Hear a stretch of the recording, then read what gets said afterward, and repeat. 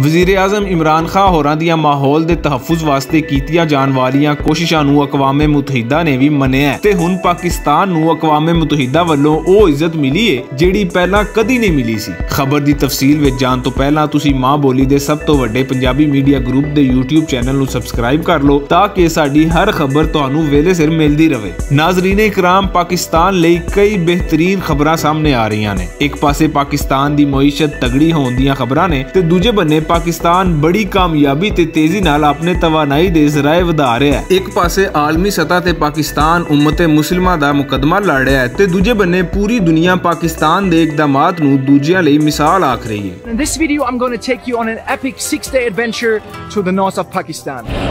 Jet ski time in Pakistan.